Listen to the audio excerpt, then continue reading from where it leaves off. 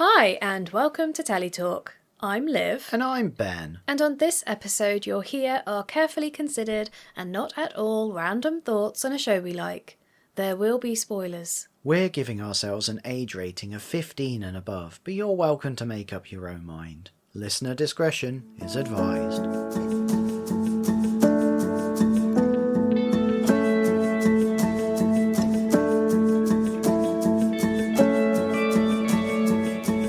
This is Death in Paradise, Season 15, Episode 1. Can you believe it's been 15 seasons? Yes and no. I suppose it's been 14 seasons. We're just starting This the is 15th. the 15th, yeah. I don't know, it feels like there's lots of episodes and a long history, so yes, I can believe it. But also, like, what?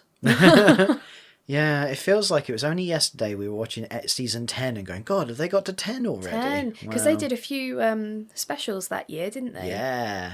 To mark the occasion. We're halfway to the next one now. Oh man, yeah.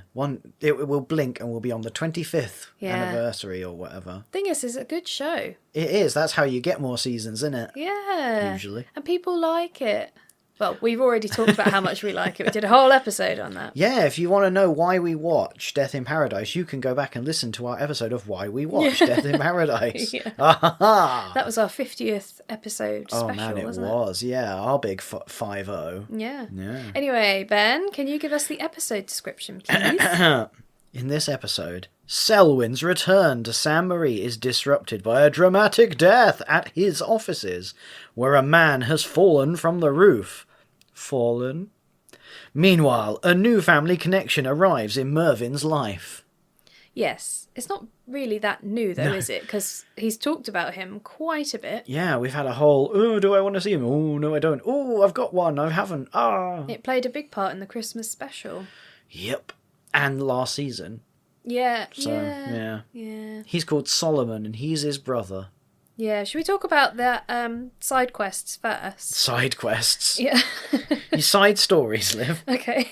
On the quest for a brother. I just feel that they're quite important to the plot this time, because we do have Solomon and he comes to visit Mervin. It doesn't go particularly well, but he is then instrumental in Mervin's making connections in the case. Big realisation. Yeah. The blocks all click together and he goes, Hwa? Yes. Because, Solomon arrives in his life wielding flamingos. A flamingo. A flamingo. Yes.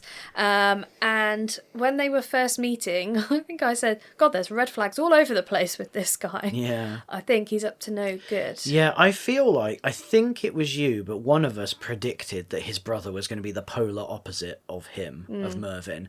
And it is thus. Yes. He's a wheeler-dealer dodgy dude. He sure is. And I feel really sorry for Mervin. That's how they get you with the character arc. Ah. Grumpy Goose, I've now he's a fallen for victim. it. Yeah. And so is Mervin. Yeah. Because they sort of meet up and he's a bit distracted, disappears early, and then Solomon comes to the... You say he's a bit distracted. He's actively avoiding answering any of Mervin's questions. I'm starting to wonder if it's going to turn out he's not actually his brother. It's someone impersonating his brother. Yes, I did wonder that as well. And I suppose the writers have that in case they think, actually, Mervin deserves a bit better than this. They can pull that out. Yeah, because he then asks Mervin for money. Yeah. $2,000.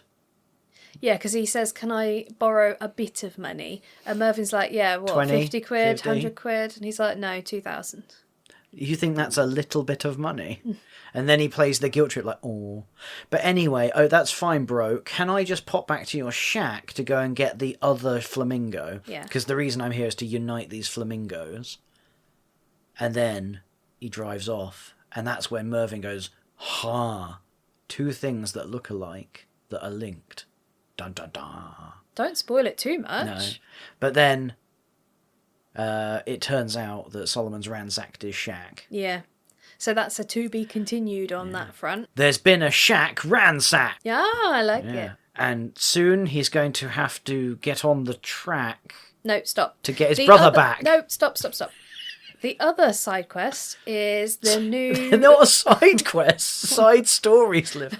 I'm on the quest. I'm just... The quest to get my brother back. It makes it more fun. Okay. There's a new sergeant. Dolores? No. Matty. No. Who's the one that was there? Darlene. Darlene has left. She's gone to care for her sick aunt somewhere. And I wanted to say Madagascar. It's definitely not Madagascar. No, I think it's one of the other islands. Not Martinique? I don't remember. The main point is she's gone, Matty's in. Yeah. She is very enthusiastic. She seems like she's quite good at her job. As the episode continues, we start to see some orange flags. I thought it was interesting for the writers to introduce two characters in one episode that were new and evasive about their past or their situation, because she doesn't want to give much information other than, I was on the force in Jamaica and it just seemed like the time to come over to Saint Marie. She grew up in Saint Marie.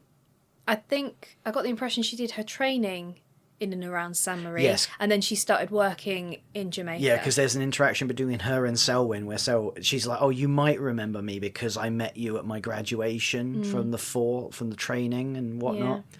But yeah, she is shown to be quite reckless in an incident in the episode where she chases a car on a bike and almost gets mown down. And she's told to stand down quite a lot by Mervin, and she ignores him. Yeah, they show her kind of being in this almost like fugue state of like, I'm completely focused in, no, and I'm not hearing anything. She's just task oriented in that moment. Yeah. What's interesting though is that she did hear the warnings. Like she did have that awareness and she chose to ignore them. So, not sure how that's going to go. And Selwyn gives her a bit of a dressing down, doesn't he? Yes, he does. And that we get this allusion to there was an incident in Jamaica. Back in Jamaica. That preceded her coming to Saint Marie, and she promises that won't happen again. And he's like, well, it kind of just did. Yeah. She's like, no, trust me, bro. I'll sort it. And he's like, all right. So we shall see. Yeah, that's going to be the season is going to be like figuring that out, and we'll find out towards the end, no doubt, and she'll have a reckoning with her past. Yeah. Anyway, back to main plot. The main quest. The main quest. The quest for justice. Yeah, so we always do this a bit differently, don't we? We talk about the premise of the murder, then we go into who the victim is, who all the suspects are, means, motive, opportunity, proof. Solution. The key evidence. So the premise then of this episode is that a rogue team of government officials have moved into Government House, taking over Selwyn's office. Didn't even wait for it to get cold, did they? He is not impressed. No. Who are these people? They clearly look dodgy. I was convinced that this was going to be like a storyline that would knit throughout the course of the season, because it was like, oh, this upstart has taken over Selwyn's office. The tourism team. The tourism and business department. Because those are two things that you naturally smush together. Yeah, I know. Anyway, so in Government House, there's a guy whose name is Kevin. He's pretty distressed, and we don't see too much. It gets a bit murky there, but he ends up on the roof. Selwyn is called to come and deal with this situation.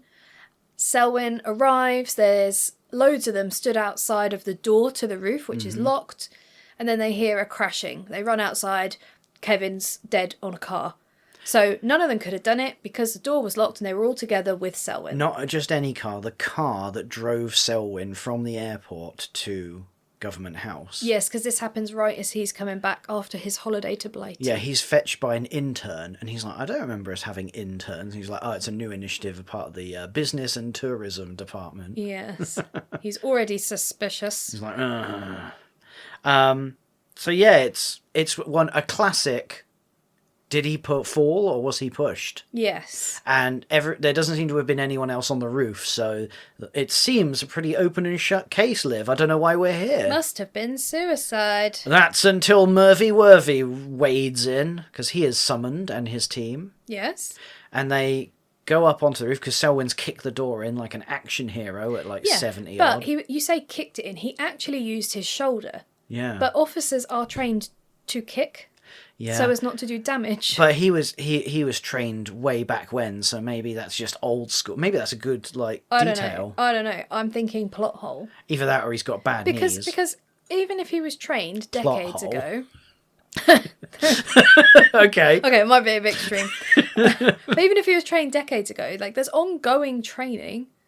Do you think the commissioner is trained in how to breach doorways? Well, on a if regular? he's not, he should be, clearly. Well, it worked, though, judging by his results. Yeah, but in real life, he'd probably have a dislocated shoulder. I was going to say, unless there's going to be an on-running storyline of he's really done his shoulder in, and it's like a through run through the season. And if there isn't, there should be. Right.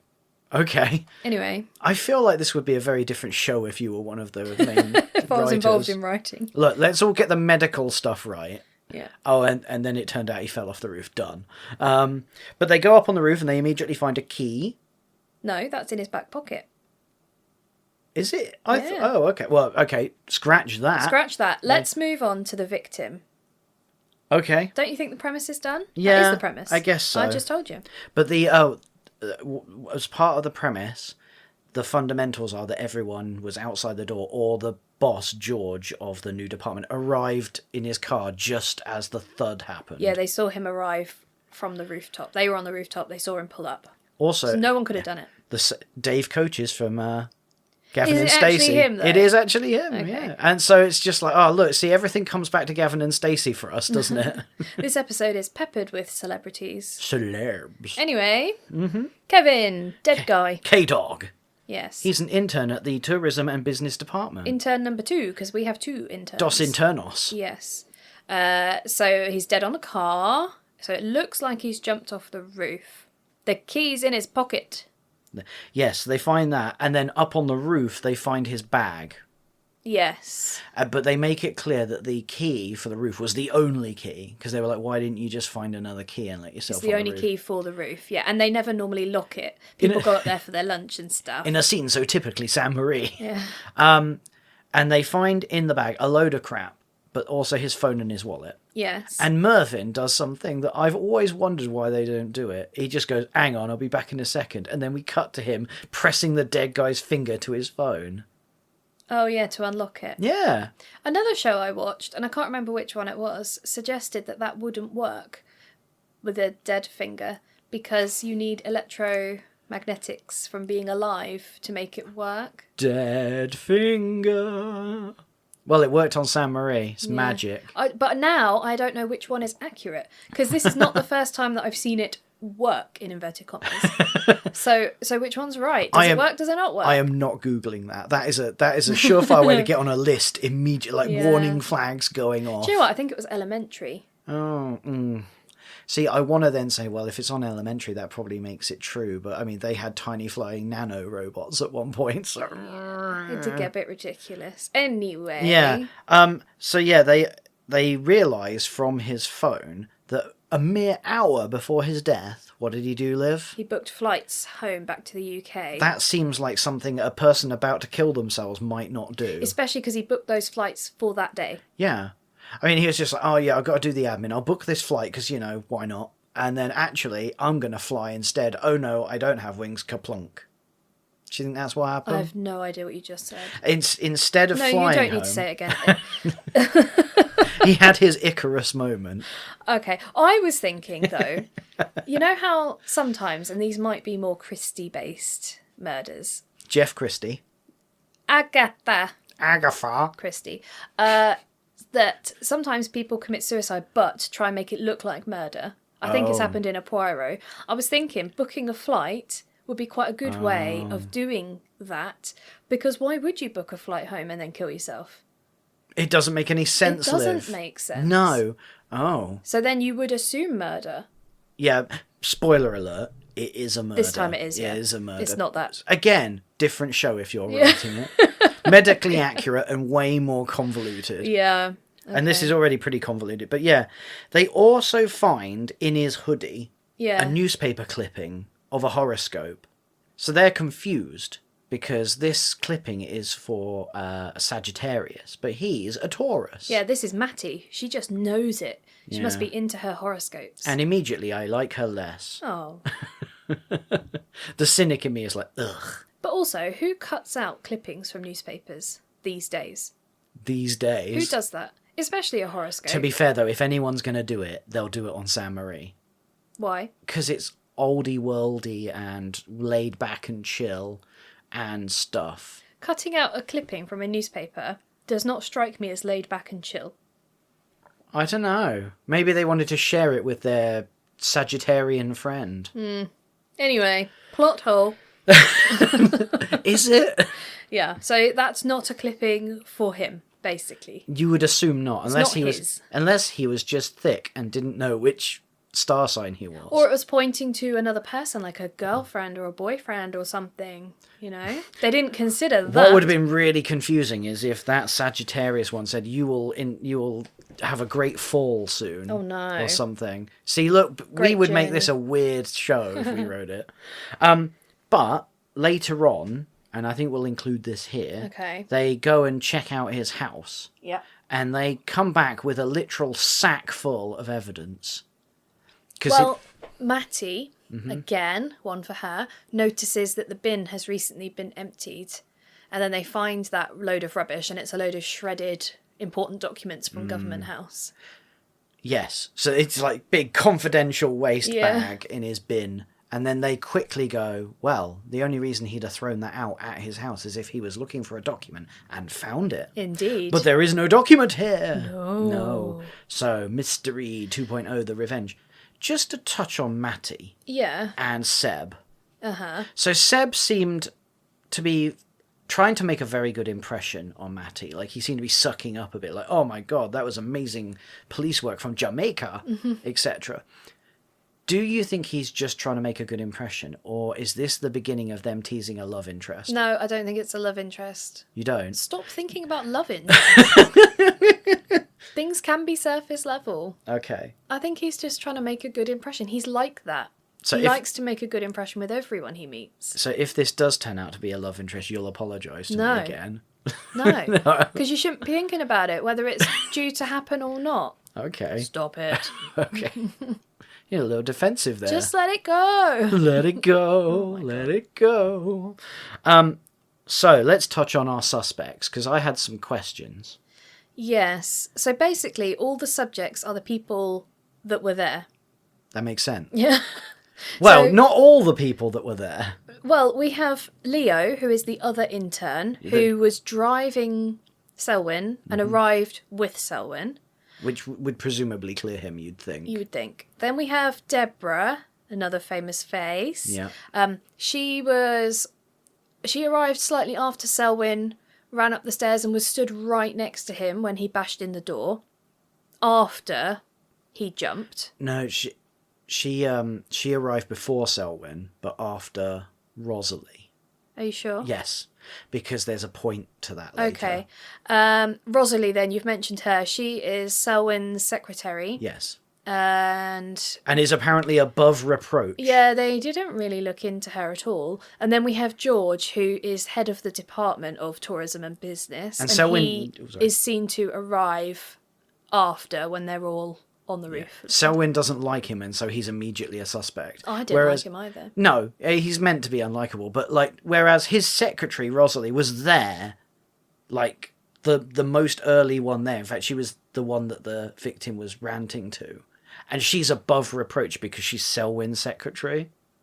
And I'm just like, come on, you've at least got to, like, pretend that she's a suspect, at least. Yeah, they didn't even put her on the board, did they? No. Well, she's BFFs with Selwyn. She couldn't possibly be a murderer. I don't know. Just in a history of a show where, like, the love interest of the DI has turned out to be crazy stalker and, like, doing murders to get at them and stuff in revenge, you'd think they might be like, maybe the secretary could have done it. I don't know, it annoyed me unnecessarily. Okay, I'm getting that. You're fine with it? I'm fine with it. Right, okay. I am not having the whole how we breach this door thing, but them just going, yeah, Rosalie's fine. It's fine. You make no sense. Well, really, none of them could have done it. They don't spend that long on each of these potentials, do My they? argument, from their perspective, obviously we've seen what's happened and everything, but my argument would be from the character's perspective. The only one that theoretically maybe could have done it would have been Rosalie, because she could have done it before she... No, but they heard him land. Yeah, that's true. So... Even so. So, means, motive and opportunity. Yeah. The means, he fell off a roof. Yes. So, but everyone else was locked out. Yes. So, no means for anyone? Well, I mean, I suppose the means are he could have chucked himself off the roof, so he's the only one ostensibly that had means. yeah, in theory, they would have all had access until he locked the door. But he did, in fact, lock the door. So even, like, they didn't even have access to the roof. And like, they've all got access to gravity, which is sort of the murder weapon, or is the car. I have noticed with this show, with the means, motive, and opportunity, they tend to focus on one of them each episode. And means in this one is not it. Opportunity is usually the sticking point, because usually it's like, well, everyone could possibly have done it, but no one had the opportunity. So yeah, with this, the motive is always the one that there's quite interesting and you get into the most detail with. Yeah. Because, like, again, opportunity, no one's ostensibly got an opportunity, have they? Very true, yeah. Because, again, locked out on the roof. Yeah, And so everyone was... Let's do the motive then. So we'll start with George, who's the head of the business and tourism department, and immediately is, like, Selwyn's number one nemesis. Mine too. Yours too. Significantly dislikable. What was it about him that was dislikable? His face. His face. Okay. No, it's his whole attitude, wasn't it? His face. Okay. But yeah, they were plainly making him seem to be as wrong as a wrong un can be. Yeah, he was clearly corrupt. Yeah, well, they make no bones about that, really, do they? Because Selwyn starts digging and spying on him immediately and turns up a lot of dirt really quickly. That he's had rumours of backhanders and dodgy dealings in the UK. And I was going down the route of thinking he did it because I thought he had the least outward opportunity, and so it was probably him. That is often the way with these things. You go, who was the most impossible to do it? Yeah. So I was watching this under the impression that he did it. Well, the motivation, or the motive that they think he has is that it quickly becomes clear that he was corrupt, and that the victim knew he was corrupt and was gonna tell on him, was gonna snitch. And also, from our perspective, we get to see him, once everyone leaves the crime scene, he immediately doubles back and pries open the door. So, you know, that seems sus. And steals a document. Yeah, yoinks a document, and then gets in a car chase with the police where Matty almost gets mown over. Yeah. And it turns out that that's a deed for the government house, and he's doing some dodgy planning detail. Yeah, so he's found a deed from when the building was first built. Yeah. That shows ownership by such and such a company. And there is no subsequent deed that proves that the government bought the property from them. Yeah. So he is now trying to use that deed to buy the building to prove that the government don't own it. But the deed that's been shredded by the victim was the deed that proved the government had bought it. The victim didn't shred it. Yeah. Well, no, sorry. He shredded the document that proved the government had bought the property. Had actually bought it. And And he's trying to go underhand to buy the building. Yeah.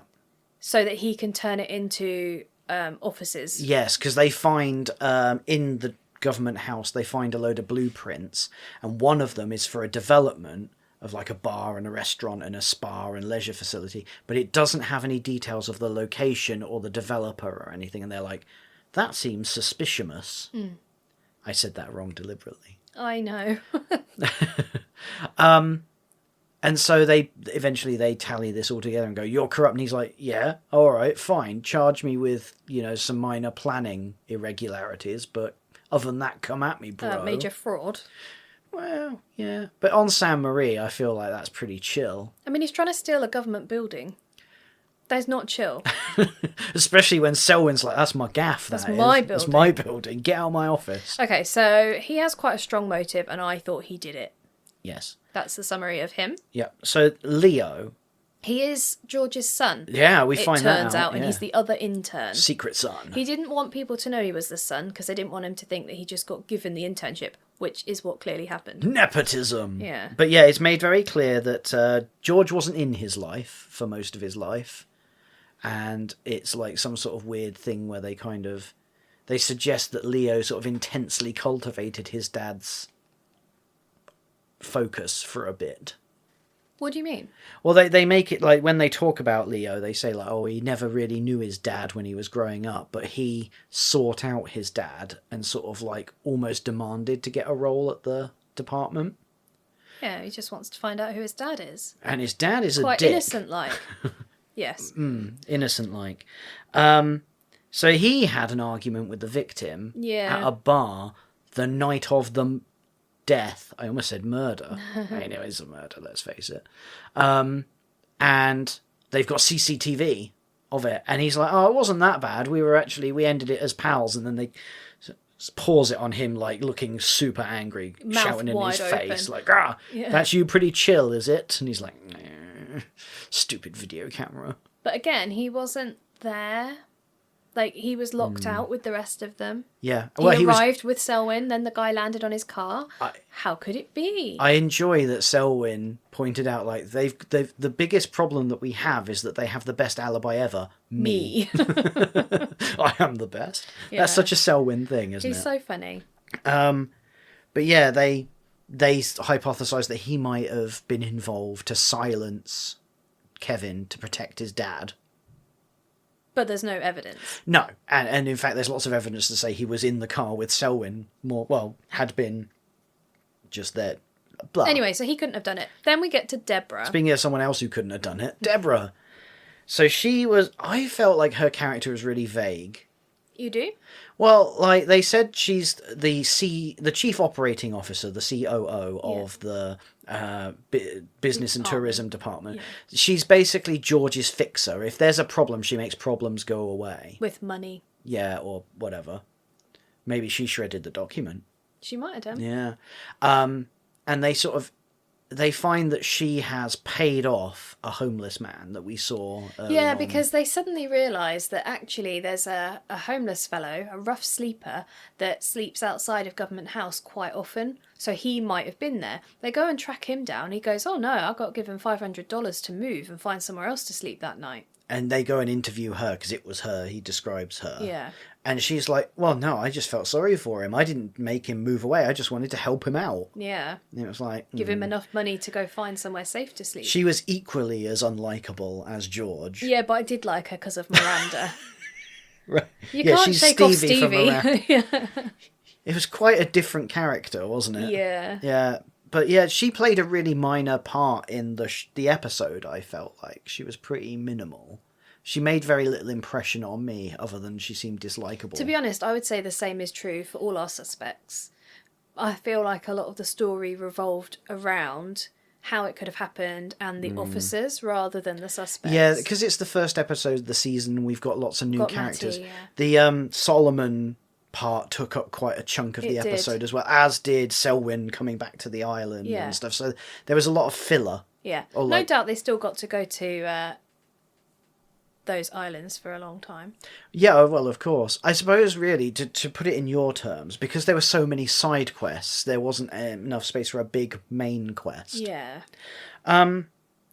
So, shall we talk about the key evidence? Yes. And review it, ready for the big reveal. Yeah, so the first thing would be the flight booking to the UK, so that proves that it wasn't suicide. That is the proof they're hanging their hat on. That's what they're saying. I mean, I feel like you pointed out, there is a situation where he could have been doing it to mislead. Yes. So they're hanging their hat on that. Yeah.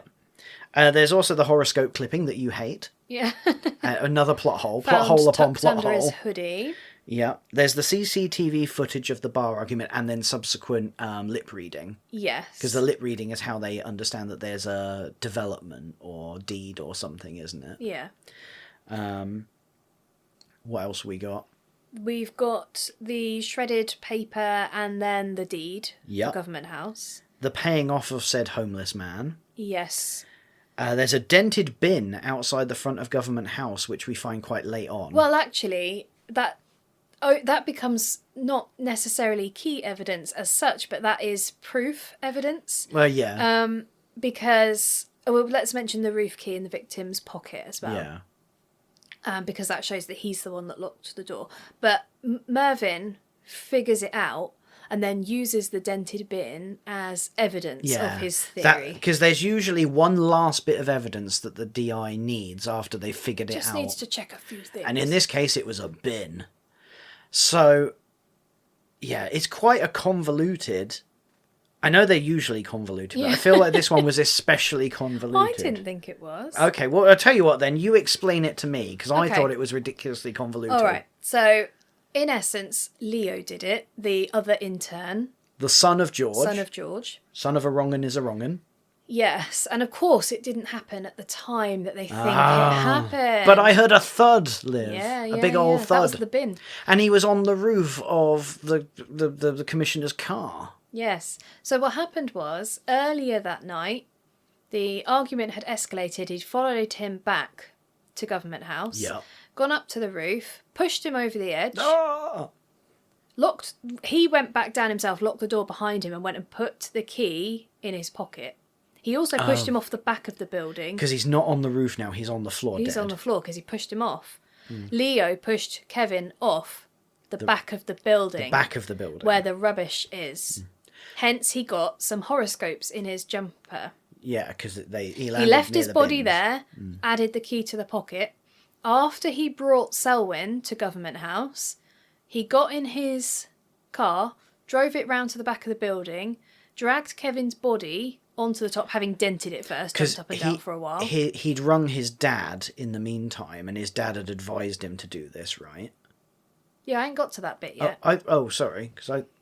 And then he dragged his body onto the car that he's jumped up and down onto, dent it, drove it back round and parked it exactly where he'd parked it when he dropped Selwyn off, and went back to join the others. Yeah.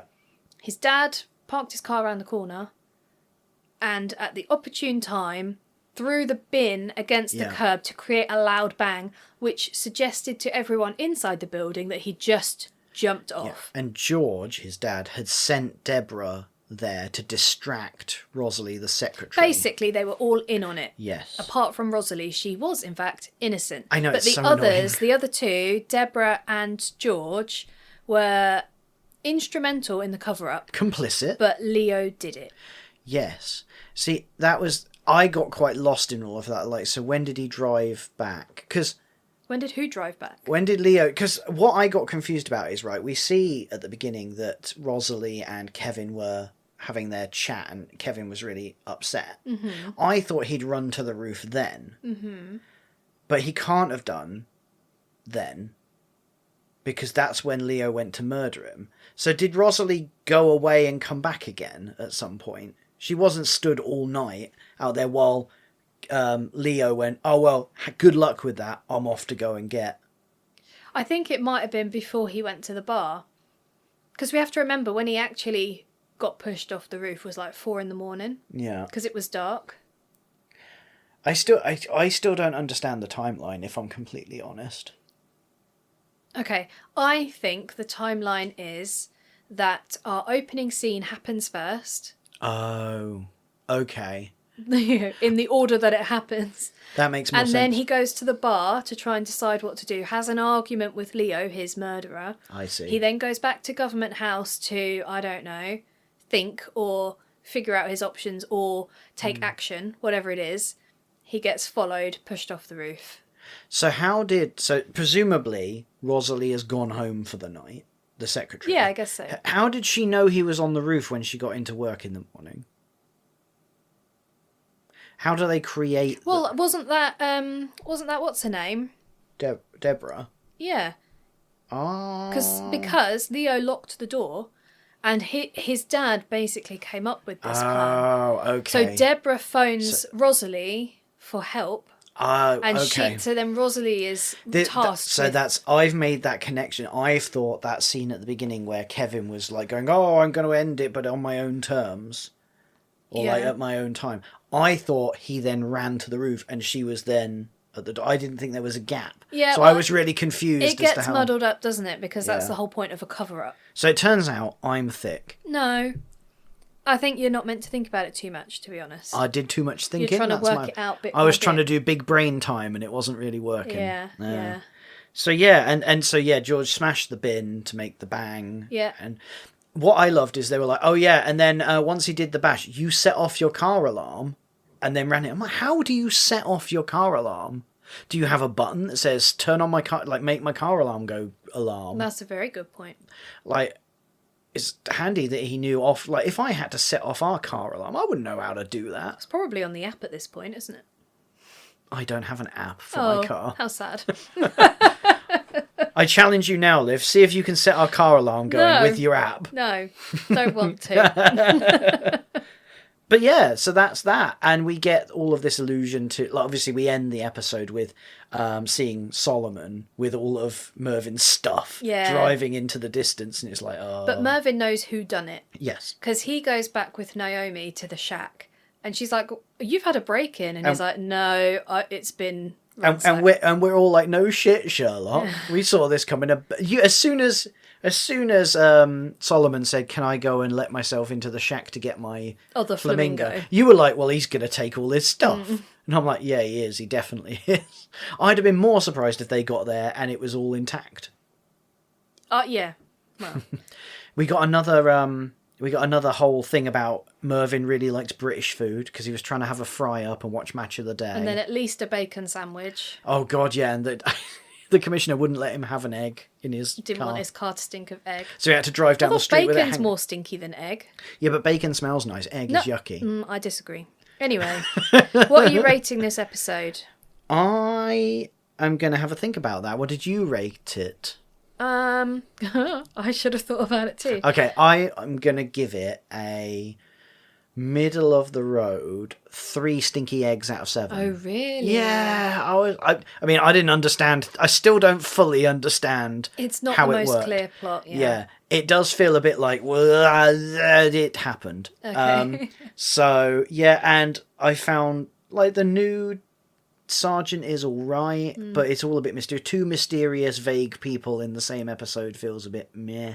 I thought there was potential for George to be this on-running conflict with the Commissioner. We immediately put in the shredder. Yeah. So... I'm glad about that, though. Yeah, I'm hoping that this will just prove to be a nice settling in first episode and we'll build up from there. Yeah. Well, I'm going to give it a 6 out of 10. Sort of like a 3 out of 7, but just slightly higher. Well, the thing is, you've gone just under half and I've gone just over half. Yeah, which shows, because like you did seem to like it a bit more than me. Yeah, I did like it. And I think part of that is Selwyn's apparent promotion to main character rather than side character. Oh man, yeah, to be fair, that means I should give it 7 out of 7 because I love Selwyn. But he had more of a role from last season when he had that on running. It's almost like, he's gone, either I'm going to leave or I'm a main character. I saw this show in an article somewhere, this week, praising having 2 black leads. Wow. And I thought, well, there's only 1 lead in Death in Paradise. And they were referring to Selwyn being the other lead. And I thought, oh, well, I suppose he is now. Again, he wasn't initially. But I am enjoying seeing him more. He's very funny, a very humorous character. He's got a lot of character to his character, if you see what I mean. He just oozes He's got character. gravitas, hasn't he? He does, but also just like fun, like you engage with him in a way that you don't always with other characters. And he says a lot of the time what we're thinking, which I think helps. Yes. So I feel like the story could have been better. It was a bit muddied, but Selwyn's involvement, it gets 6 out of 10. Like, I know my score feels quite low. I still enjoyed it a lot, and it was nice to be back. It just felt like, by their own standards. You see, what you do with Oak Island is you go, well, nothing's getting lower than a 5. I give it a fair rating, where I don't rule out half of my range. I think that is fair. Yeah, I know you do. So it's 3 out of 7 for me, but it's still good. I still enjoyed it, but by their own standards, they can do so much better for me. It was a settling in episode, in my opinion. Oh, here's looking forward to next week then. Yeah, and on that note, that's all, folks. If you've enjoyed what you're listening to, please do rate and review us. Thanks so much for listening. See you next time. Bye! Toodles!